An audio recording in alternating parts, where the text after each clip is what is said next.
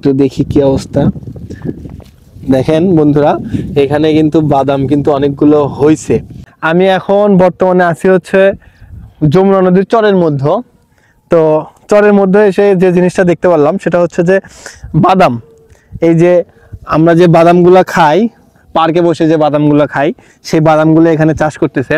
এবং এখানে যে চরগুলো আছে, আর আমরা জানি বাদাম মূলত বালি মাটিতে খুব সুন্দর হয়।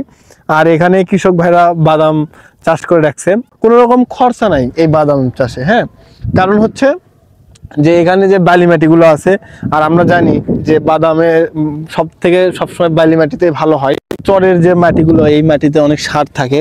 আসলে এখানে বাদামগুলো কেমন হয়েছে, তো আমরা এখন একটি গাছ তুলি, দেখি কি অবস্থা। যদিও এটা ঠিক না, তারপরেও একটু আপনাদেরকে দেখানোর জন্য একটু দেখি কি অবস্থা। দেখেন বন্ধুরা, এখানে কিন্তু বাদাম কিন্তু অনেকগুলো হয়েছে, ঠিক আছে। এই যে এই বাদামগুলো কিন্তু আরো হবে, এগুলো কিন্তু কাঁচা বাদাম। তো আমরা এখন এটা পুঁতে রাখি, কারণ হচ্ছে মানুষের ক্ষতি করে লাভ নাই। তো এই যে প্রকৃতির মাঝে যে এত সুন্দর বাদামের যে গাছগুলো, আসলে খুব ভালো লাগতেছে আমার। এই যে একটু টিপ টিপ বৃষ্টি পড়তেছে, অনেক সুন্দর লাগতেছে বাদামের যে ভিউগুলা।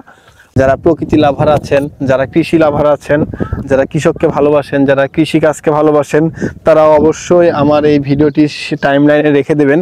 এবং যদি ভিডিওটি আপনার ভালো লেগে থাকে তাহলে অবশ্যই কমেন্ট করে জানাবেন যে আপনার কাছে ভিডিওটি কেমন লেগেছে।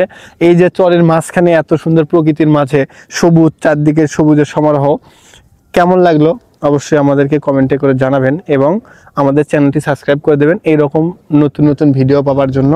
তো আজকে আর বেশি দীর্ঘায়িত করতে চাচ্ছি না, আজকে আমি এখানে শেষ করছি। ধন্যবাদ, ভালো থাকবেন, আসসালামু আলাইকুম।